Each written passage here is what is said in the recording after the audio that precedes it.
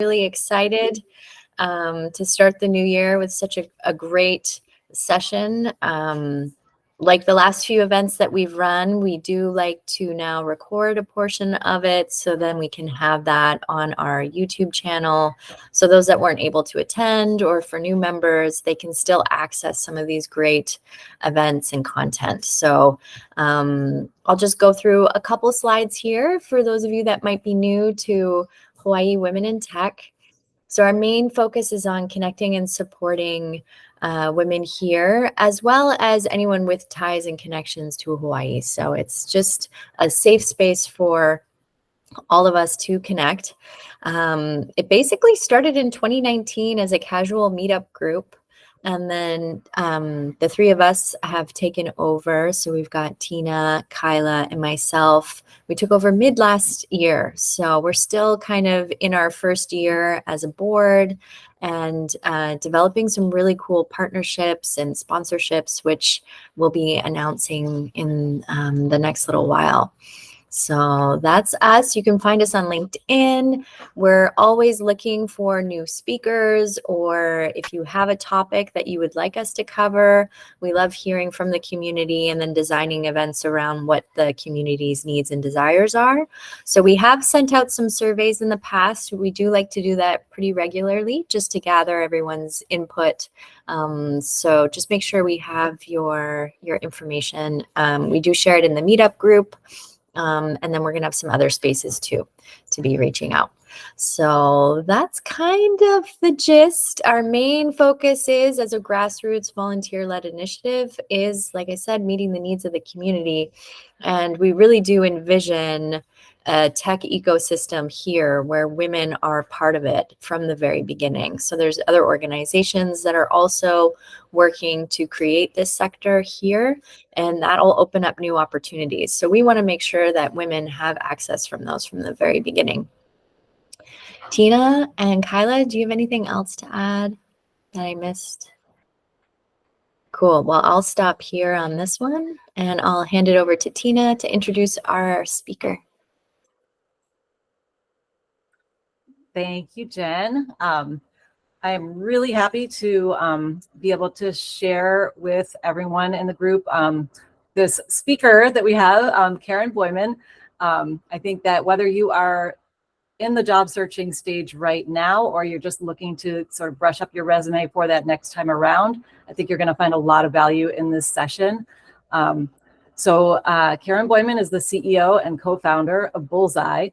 And she's a dynamic leader who's passionate about revolutionizing the job search process, with over 20 years in operations and program management, including director of PM at Sima.AI and head of the program management office at Tel.AI.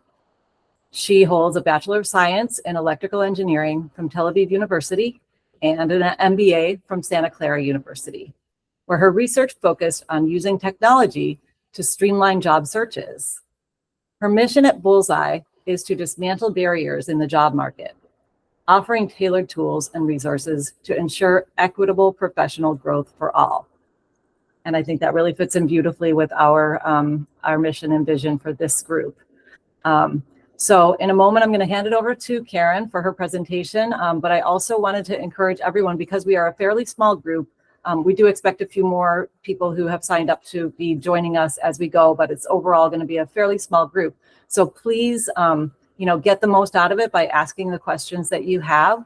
You can put your questions in the chat as Keren is presenting, and then we'll take a pause from the presentation to address those questions. You can also raise your physical hand, raise your virtual hand if you'd like to speak rather than put your question in the chat, whatever way is most comfortable for you. But there's three of us here to field those questions and make sure that that Keren gets them, and she's eager to answer them as well. So with that, I will hand things over to you, Keren. Okay. Hi, everyone. Can you hear me? I'm not in Hawaii physically right now. I'm actually in the rainy Bay Area. So I'm with you in heart, and I was really happy that Jennifer reached out to me after a different resume workshop that I gave a couple of weeks back. I'm happy to contribute to this community. I love your your mission, your vision, and your values. And I'll jump right into it. And, this is like a very intimate setting. So feel free to, as Tina mentioned, to ask questions as we go. Now, almost the only technical part I have, the presenting. Can you see this? Yep. Yes. Okay.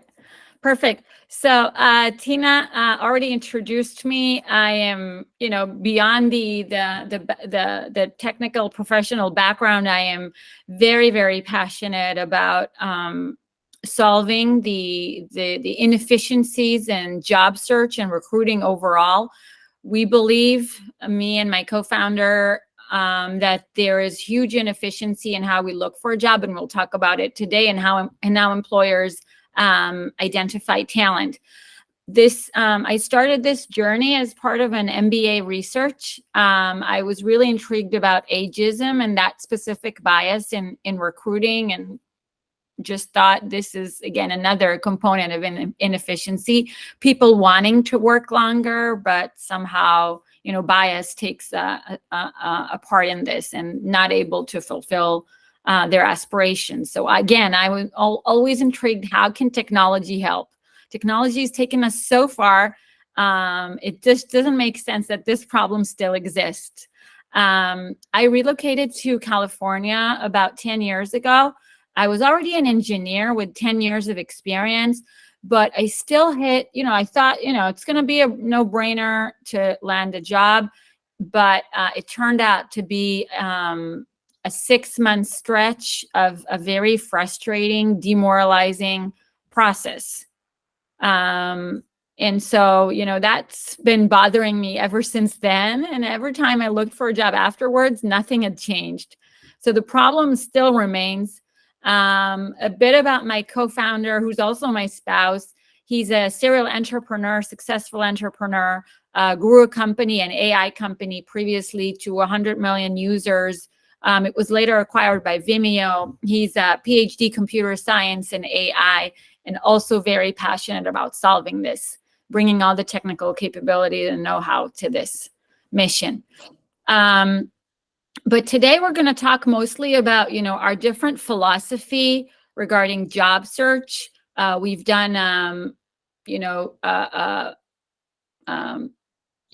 research that it was over a year of a research. We've spoken with over 100 job seekers, recruiters, and hiring managers to kind of, look at this problem from different angles. And we'll talk about this today, the insights and the findings. Well, later we'll talk about understanding, what is a good fit? How do you know if you're a good fit for a role? What are the tools to actually analyze this and to measure that, quantify the fit by yourself? We're going to talk about how to do that. Then we'll talk about how to structure and build the resume. Start off with the template. What is a recommended template? What's a recommended structure? Again, based on all that research that we spoke with recruiters and hiring managers. And then how to tailor each component of the resume against a specific job descriptions. And we'll see examples to that. But first off, I talked with over 15 recruiters. What came out of this research and from literature is that recruiters spend around 30 seconds on your resume. So they get piles of resumes, and usually it used to be they get 300, 400 applications on average per job posting. Today they get much more. They get 600, 700, and I've also heard in the thousands, depends which company that is. So they end up having to spend, over just shy of like 30 seconds on your resume. And that actually means that the resume is critical in communicating a very clear message of why I am a good fit for the role. So if we look across the job description, that is where all the information is found for you to understand if you're a good fit, and then how to communicate that in 30 seconds with your resume. So if we look across a job description, typically it has a basic qualifications component section and a preferred. So if you look across that, you must meet the basic qualifications, most of them, or if not all of them. And the preferred qualifications, you'd have to meet as much as you can. Think of those as bonus points. These are your secret sauce. This is how you go above and beyond other candidates. Because obviously the recruiters benchmark you against other candidates. So the preferred qualifications, the more qualifications you meet and actually are able to articulate that very clearly in the resume, that's how you get the bonus points. And one last thing is when they spend those 30 seconds on your resume, if you write too much or you write that in a way that is not digestible, then they are going to miss that information. So it has to be written in a very concise and clear manner, and try to use, and we'll talk about this afterwards, try to use as much quantified achievements as you can versus like generalized statements that were like responsible for XYZ. Try to use statements that are more quantified, such as reduced cost by 30% by doing this and that. And we'll give examples, but just to highlight. So in terms of a different philosophy that the way we see the inefficiency manifesting itself in the industry is the common approach that job seekers take. And that again goes back to many factors in this job market, is the mass application, meaning apply to hundreds of jobs, thinking that this is what actually can improve the chances of landing a job, playing the numbers game. Whereas we advocate for a much more accurate manner of one, analyzing a fit and then tailoring the resume and applying only to the ones that you are a very good fit for. And again, when we talked with recruiters, they mentioned that out of a pile of 100 resumes, roughly 80 applications from that, they see that people just apply that are completely irrelevant. They even, like, when I spoke with them, they asked me, I'm not even sure that person really even read the job description. So it's like, to that extent, irrelevant. So again, we believe that the approach to job search should be quality versus quantity, not play the numbers game, not apply in the hundreds. You read on certain forums, hey, I applied to 400 applications and I only heard back from 3, 4, I'm not getting interviews. The fact that you applied to 400 irrelevant or 350 or that whatever number, majority of that being irrelevant is not going to change the odds of landing a job. So we don't, and that actually takes time, takes up your energy, takes, mental toll on you applying and to all those jobs and like hoping that something will come out of this when you're actually not a good fit regardless. We advocate also to conduct a job fit analysis, which we'll talk about, use a simple resume template, which I'll show, and then again, tailor the resume and use STAR approach for resumes and interviews, for your resume and for your interview. So let's see, why does even job fit matter? So again, we looked at a few researches that we found, and one of them was NACE, which is the National Association for Colleges and Employers. And that specific research said that employers favor candidates who demonstrate skills and experience that are directly related to a particular role. Meaning you have to go through the job description and directly relate your experience to what the employer is asking for. Sounds, obvious, but because people apply to so many jobs, they don't have time to tailor one by one to each resume for each job description. So they just send the generic one, trying to, try this to be of a catch-all against most of the job descriptions, and then just use the generic resume. And then another research that we've seen by Talent Works says that if you meet 60% of the job requirements, we're talking about the basic ones here, doubles the interview chances compared to meeting just 50. So just a slight difference in like 10% in how many requirements you meet actually doubles your chances of being called to an interview. Any questions? Okay, great. So let's see, now that we understand, that this job fit analysis is actually crucial, let's see how we actually do that. So if we look across the job description, we'll see, as I said, the essential requirements and the preferred. So we'll just put a T-chart, very simple, for each job that we would like to apply to. And on the left-hand side, you look across what are the essential requirements and the preferred, and on the right-hand side are my qualifications. But not my qualifications as I believe I have them, but only if they're actually clearly stated in the resume, meaning I cannot check any box here if it's not found in my resume. So if it's asking about proficient in Microsoft Suite, it has to say something on my resume along those lines. If they need minimum 3 years of experience in marketing, something on my resume has to communicate this. 4 years of experience, marketing roles, ABC corporation. Whatever the preferred, if I actually think I qualify for that, something in my resume has to articulate this. Leadership, say something about it. Put a number around it.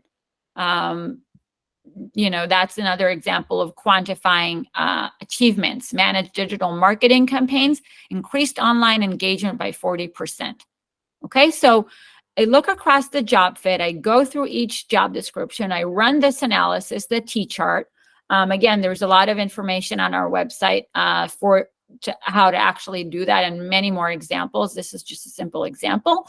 But if you meet 80%, at least meet 80% of the basic requirements, then that's a good fit.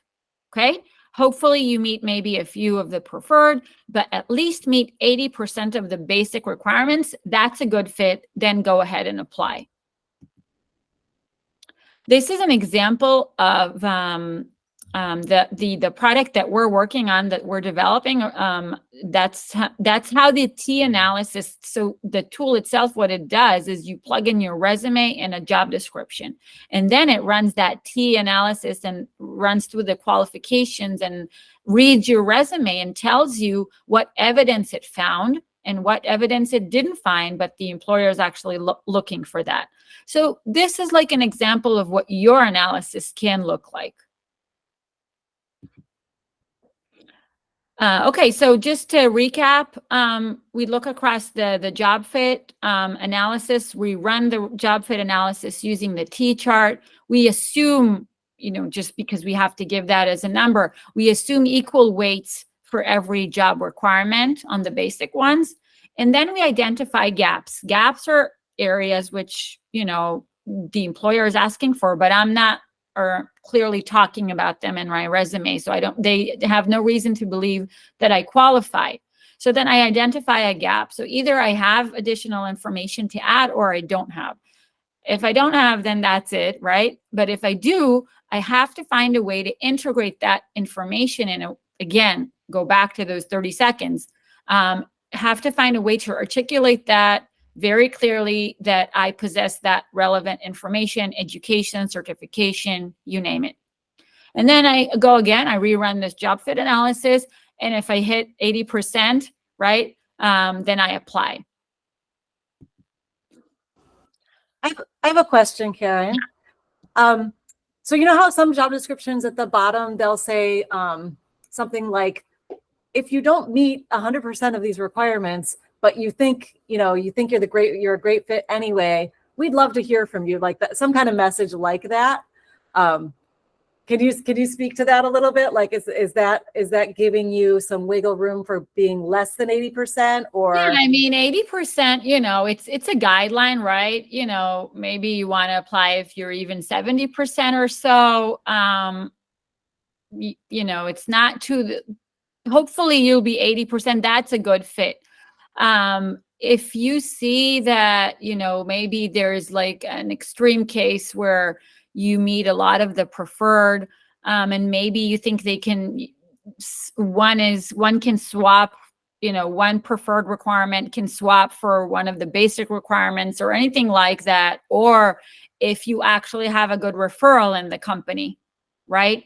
Someone that actually can put your resume on, at the top of the pile, maybe apply. But as a general rule, don't, bet your chances on something that you're meeting, maybe a few of the basic requirements and not the rest, or that they just shave off, they want 5 years and you only have 2. That usually typically is not a perfect fit. Did I answer the question? Yeah, thank you. Okay. Now that we've run the job fit analysis, we understand, if we're a good fit and what needs to be improved and so on. Now let's look at the resume template itself. That is also important, because the resume, which is the presentation of the relevant information, is also critical in what a recruiter can grasp when they spent those 30 seconds. So first, let's talk about, I guess obviously everybody knows what's an ATS, an applicant tracking system. When you send the application itself, both the resume and the cover letter, they are both fed into some form of container, which is the applicant tracking system on the employer side. And that the applicant tracking system is served for the employer to manage the applications as they come through, all of the data analytics, how many people we got, what was the, what was the turnaround time, and so. That's the analytics they get from the ATS. But the ATS also has another feature, which is when it gets a resume, it decomposes the file and extracts the relevant information. So that means that too complex formats and structures of resumes, such as you see here in the picture, of columns, of plugging in a headshot, or boxes, or many things maybe you can't even see. It's the metadata behind this, is something that that the ATS can stumble upon. Meaning, I send the application, and somehow the ATS cannot decompose the information, the missing information, and some information gets lost. And so not all of the information I communicated actually went through. Some people, since our platform, the one that we're working on, is somewhat in a way is also decomposing the resume, we see that people who are using the more complex formats and layouts that typically look much nicer and much sexier, right? Like you see here, are the ones that our system and probably the other ATSs stumble upon the most. Some people actually, they work in Canva or other platforms, and they send me a picture that's the output of Canva or whoever. And that's something that ATSs cannot deal with at all. So people say, I sent an application, I sent a resume, within an hour, I got a rejection letter. How come someone even read my resume? So the answer is no one read your resume. The ATS just stumbled upon this, maybe took, some information, but most of it probably not, just rejected your application automatically. So we recommend going for the very, boring, but very, very simple resume template with your name on the top and a summary. We'll talk about the summary. These are the basic building blocks of the template, of the simplistic way of communicating your experience. The summary, the skills, the experience, education, projects, volunteering. These are the basic components, and each one of them, other than education, has to be tailored for the job description. Okay. So the ideal length, so now we'll talk like each one of the components. First off, the summary statement, the summary section. Ideally, it should be not more than like 3 sentences, around 70 words, using active language in a confident tone, expertise, proficient, skilled in XYZ, accomplished, leader, so and so. And talks in first person implicit, meaning you're not using the word I. I did not do this, I did that. You're not using that. You're talking as a first person implicit. And we'll see an example. Okay, now let's break that down into how do we actually do the tailoring of the summary, only the summary now. So again, if we look across, we go back again, all the information we need is in the job description. We go back to the job description. We see what's the job title that they are asking for. What's the work experience they're asking for? This description, in this example, they want a sales team leader with minimum 5 years of experience. So I'll say in my tailored summary, one component of it would be a sales expert with over 5 years of team leadership experience. Then the context, like which industry is this company operating in, and what is the work environment? Is this a corporate? Is this a medium-sized company? Is this a startup? I have to read in between the lines because that helps me gauge how I communicate my work environment, where I feel comfortable and so on. So I'll say a sales manager, and this one says an early stage, fast-paced tech startup. So I will say passionate, hands-on in the context of a startup, sales manager with a decade in the tech world and startup environments. I have to line, obviously not making anything up, but line what I bring to the table with what this company wants.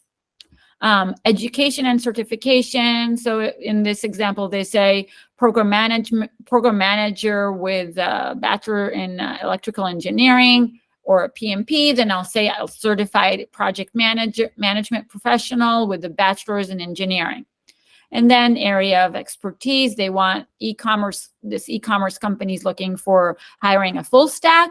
Then I'll tailor my resume to a specialized experience in developing, scaling e-commerce platforms, so and so. I'll talk about, I'll lump in all of those components into the summary section. Okay, and then move over to the skill section. For the skill section, I will go back again to the job description, and I go through 3 steps. First off, I identify the key skills from the job description, and I highlight them or mark them somehow. Then I'm talking both the hard skills and the soft skills. And then step 2, I'll choose, maybe I don't have all of them, but I'll choose which skills to highlight in my tailored section. So I'll pick only the skills with the best fit for the job from, the set of skills that I'm coming with. And then I can group similar skills. I've seen that mainly in software engineering roles. And I'll show you an example. And order the skills in the same order they appeared in the job description. So again, if we go back to the job description, it will always go like the order of importance to the employer always goes from top to bottom. So this is in this example, this would be the most important skill. And it goes, it's less and less important as you go down. Okay, so that's why many times the preferred requirements will appear at the bottom. So I use this as a hint. This is the same order that I have to tailor my skills. I'll have to tailor them in the same order as the employer is asking for, what's most important to them. And then step 3, I'll decide on the format, if I want to put that in a column, format, or in a row format. That's another example of how I group them together. For example, you can group them, say, by framework, you can or by software language, you can group them, or by anything like that. Just make sure that if you put them in a row column, that it's not too condensed. meaning that it's not going to be as readable as we would like this to be. Okay. Karen, there is a question in the chat. If we can go back a moment to the summary section. So there's a comment. I also hear controversies around summary section. Some people argue it's not needed. Any particular reason you support having the summary section, versus leaving it out entirely? Yeah, I think the summary section, from what we've discussed with recruiters, is one of the most important ones. That's where even looking again on those 30 seconds, the summary and the skills, the ones that we recommend putting at the top, are where they spend the majority of those 30 seconds on. Many times recruiters, they read through the experience, the professional experience, but the summary and the skills, that's where they would, mentally scan for everything that they're looking for. Without a summary or objective, sometimes it's called an objective section, you're kind of leaving this to the interpretation of the reader to understand, what are you about? What are you passionate about? What's your secret sauce? What unique qualifications you bring to the table? So I look at the summary section actually as a must, because it kind of wraps up, all the other things are mostly like details, but the storytelling of who I'm actually, what do I stand for, what I care about, my interests, obviously, as this relates to the job that I'm applying for, this is what gives it a much more personal sense, a much more personal touch. Thanks. And would you say that applies regardless of how many years of experience you have, and regardless of like the particular job title? Is it going to be different for, say, a software engineer versus a program manager, versus a technical writer? Or is this pretty much a universal because it's more from the recruiter's perspective? Yes, it's universal. And again, I see that as like, these are, the rest of it will talk about me in details, like the skills and whatever details of what I did in each role. But the summary is think of it as the wrapper. This gives the resume some form of personality. It's not just, a laundry list of things. This is what, I am as a person. This is what you're getting, right? This is, this is where you storytell yourself.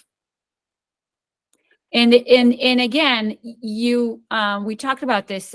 You have to mention the job that you're applying for. Say I'm a program manager, then I'll say a seasoned program the role I'm applying for is a program manager. So I'll say a seasoned program manager with a decade of experience in corporate so-and-so, building program management offices and so on, growing teams, right? So I will integrate the position that I'm applying for into the summary as well. That's why, again, it's another component. Me, myself, I can, as a program manager, I can apply to maybe, technical program management roles, maybe non-technical program management roles. Maybe I can sometimes apply to product management roles. And the summary would change based on the role that I'm applying for. So it's really, I think it's really essential. And that's what I've heard from recruiters as well. Thanks. Yeah, I actually had a direct personal experience with precisely that, which ended up getting me a job, or being part of what got me a job. So I can testify to that. Yeah. We have another question, if you want to roll into another question, if that's okay. Yeah. Okay. So this one is, it's a little bit lengthy, so we'll take it one piece at a time. What are your thoughts about using ChatGPT to feed your resume with the job posting to do a lot of the alignment work you're proposing we do in the table? AI has also been used to prep for interviews. Any thoughts about this new practice since AI has taken off? I know you have background in AI, so you probably have a lot of thoughts on this. Yeah, but is it mostly in terms of the resume help that it suggests, or in the interviews? So this question specifically, unless the asker wants to speak up, Yeah. says, okay, go for it. It's both, actually. It's the entire interview. It's the entire from soup to nuts process of applying for a job, all the way through preparing for an interview, doing your cover letter, trying to game the SEO or the keywords and the ATS. I mean, it's all of that. Yeah. It's a lengthy question, but it can be a very lengthy answer, right? ChatGPT, again, if you use a 3.5 versus you use a 4.0 version, it's like it's very different things. That's one thing. And I think that, ChatGPT, the 3.5 version, tends to make stuff up. So it's not really true to what you're bringing to the table. You have to kind of babysit, and many times I've tried it and I wasn't too successful with that, at least with the 3.5. What I saw that it can do, it can help you with analyze your fit for a role. You can try to do that. And I think that it can do a good job. You feed in the job description. It can help you craft, using those guidelines that I provided, craft the summary section pretty well. But again, it does need hand-holding and, maybe trying a few times. Also, like cover letters, right? That's like a whole different topic, but the tone you use and a lot of your personality comes through in cover letter. And what I've seen ChatGPT, typically the tone is very, what should I say? Like, doesn't sound, either talks too high level, and then if you ask it to talk like more casual, then it puts some weird stuff. So again, you have to gauge that. There are ways to train ChatGPT to your style of talking, to your style of writing. Okay. There are, that's like a world in itself, teaching ChatGPT to talk as if this was you, or write for that matter. So that's a whole different discussion. I'm sure it's going to get there. For talking about interviews, yes, I think that's a very good way of preparing for interviews. Feeding in the job description, if it's possible, feeding in your resume, and talking and asking the tool to identify maybe the common questions for that specific role, for that specific role, and for that specific company, maybe that specific industry. Have it as data driven as you can. That's how I would suggest it. I haven't tried using this on the resume, on interviews. I've tried using it on resume. It wasn't that successful. I haven't tried using this for interviews yet. Yeah, I've tried it a couple of times, and I would ask it based on the job posting, what questions I should be prepared for. And I found it useful. I mean, yeah, AI, you have to have a human set of eyes on it. You can't just copy and paste and expect for it to be 100% perfect, but it's better than looking at a blank piece of paper, I guess. Right. Agreed. Yes. Now, some questions, like, there are different types of interviews. There's the I don't want to take too much time off of this webinar, but there's phone interviews, there is technical interviews, obviously, and there's behavioral interviews. Now, the behavioral interviews, very, common questions come about there. It's not, rocket science, what kind of questions. And we have a blog, one of our pieces that we have in our website talks about behavioral questions. And again, how to use your resume, whatever you communicated about what you bring to the table, and the job description to answer those behavioral questions the best you can. So that's a great segue to the next topic, which is the STAR method. I don't know how many of you have heard of the STAR method, but it's useful both on the resume and in the interviews. STAR stands for situation, task, action, and results. STAR method is a way, at least on the resume, to write each bullet using the situation, task, action, and result. Now, the situation, you take like each maybe bullet and you can break this down into what was the situation, like provide a background about the context, which team was this on, and the task, you'll talk about what were the problems and the challenges that you faced. The action was, okay, what did you do about it specifically? And the results were, what are the specific benefits, rewards, improvements, or anything that was achieved throughout this, the actions that you've taken. So for example, the way you can use that on the resume is format or formulate each bullet point in the resume using the STAR method.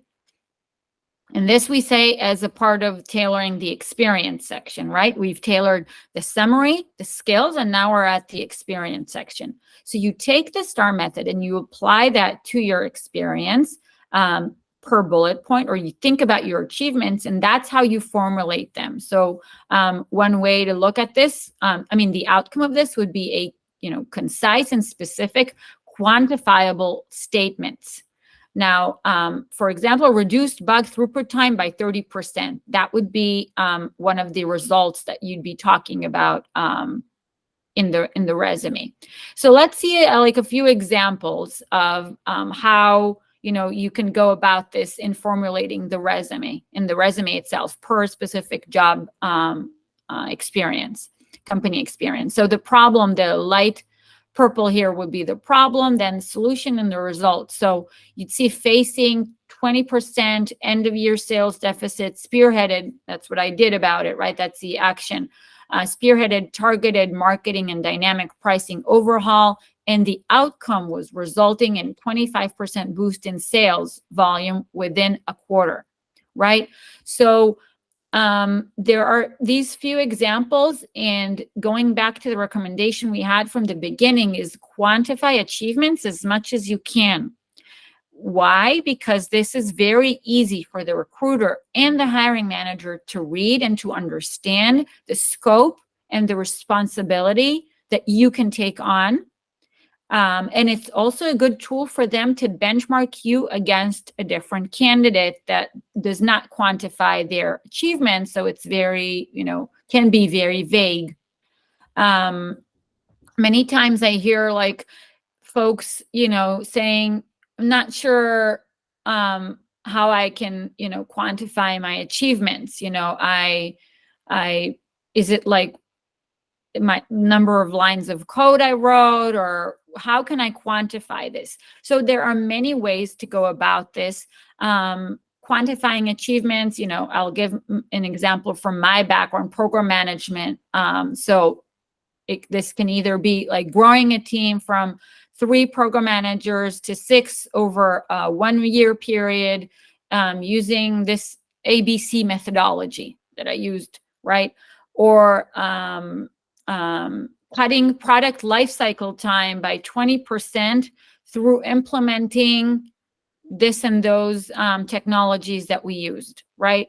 Introduced different ways of going about optimizing, maybe cost reduction by, $2 million cost reduction as an outcome of trying agile methodologies or things like that. So be very specific. There's always a way to look at a scenario and say, okay, what was the my contribution to the problem? We faced a problem either as a team or myself. I tried a few ways of going about this. I explored, right? I tried 1, 2, or 3. I tried things. And then the outcome of this was the result that we're talking about here. How much was I able to, contribute? And then you talk about the most relevant to the job. Again, going back to the job description, what is what is most relevant to what the employer is asking about, and what were my biggest achievements? Like, where was I bringing the most value to the team? And there is always ways to quantify achievements. You cut time, you cut costs, you grow a team, you double the size of a team, you outsource. So you cut cycle times, development times, you name it. There's always a way to envision a scenario and quantify this with numbers. So these are a few examples. You can take a look at these later. Not either you specify like a dollar amount. It doesn't all have to be with percentages, either a dollar amount or time or percentages.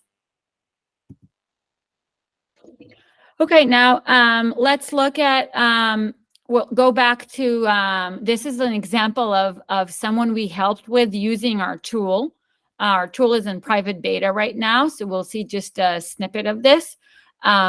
This is an example of original resume, right? This is a software developer, not the person's real name, but this is what it looks like when we talk about, why put a summary, why put the skills, why, use a star format and all that in the experience section. So this is something that you can imagine a recruiter reading this, hiring manager reading this would need much more time to grasp, hey, is this a good fit or not, right? This takes much more time. Not necessarily the recruiter is going to latch on to the things that are important. So this is, our job, and that's what the software does, recreates the resume optimized for the specific job posting that this person was applying for. So this is what it would look like afterwards, like a summary, really easy to understand what this person is about, what they bring to the table, highlighting the assets they bring to the table that are most important for this specific role, the skills, handpicked, like not more than 8 skills to mention, or you can put that in the row format, and then the experience, again, based on the STAR format that we talked about, the STAR methodology. Not everything has to be quantified here, obviously, but try to put as much as you can. Now let's see this. This is another example, right? This person I analyzed just to show you the job description. So we want to highlight the what's important for. This was a lead senior software engineer, full stack position at Redwood City company C3 AI. So this is the job description. As you can see, talks about set of responsibilities, and then the qualifications, as you see here, basic and preferred. So I just highlighted like important aspects of this role, what it is that they're looking for, and then we'll find them in the tailored resume. So they're looking visual tools, application development, integration, test chip, bug fixes, obviously, and then a bachelor in computer science, 5 years of experience, object-oriented, data structures, frameworks, so on and so forth. Git, Agile, leading engineering teams, building scalable web applications. So that's exactly how, the guidelines we talked about tailoring, that's how you'd use them in the summary. Summary talks about here web and application development, masters, that's what they asked for in terms of education, specializes in object-oriented programming, data structures and algorithms, strong command over JavaScript frameworks, just what they asked, Angular and so on, proficient in Git here, version control, agile development methodology, and so on. Those skills, again, look again at the what was picked out of the entire skills that he had before, and the order itself. As you see here, the JavaScript framework is grouped. We talked about how to group skills. The order in which they are mentioned is also important. And then the experience itself using the STAR methodology. Now we had a volunteer in the audience who agreed to share her resume. This is I don't know if you want to come forward or not. So Sure, I'll come forward. It's okay. mine. Okay, great. So this is can you remind me the name? Oh, it's my name's Yen Tran. Yen, right. Okay, so this is the original resume, right? And this is the job description that you're applying for. So I ran your the job description. Let's see.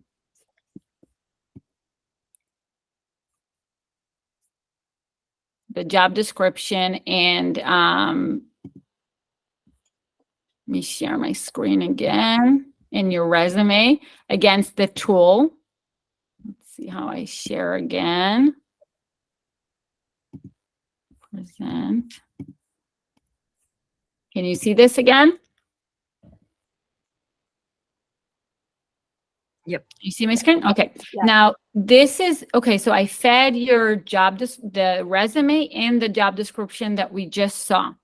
The tool analyzed it, came up with a 58% fit. Oh, okay. And then it goes one by one over what you can do on your own, but went one by one over each one of the requirements, right? And says, hey, yes, you qualify, you got 4 years of software development experience, and then knowledge of WebSockets, particularly socket.io. And then it says there's no direct evidence of your experience with WebSockets or this in the resume. Now, many people, like, they do have that experience, but it's not there. So that's where the gap analysis comes into play, and, you know, iterating over that.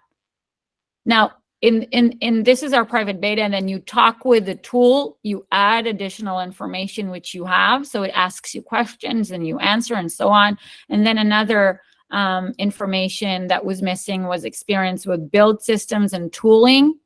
There was no, it says, well, Yen has experience with various technologies and tools. There was no direct evidence with build systems and tooling in the resume. I guess you know what this means. Yeah, I have a little bit of experience using it. I guess failed to mention it, but I'll definitely be adding it to my resume. Good. Okay, and then it wants one major Nix platform again. Oh yeah, okay. Nix platform, Linux, Mac, or the resume does not mention any specific Nix platform experience.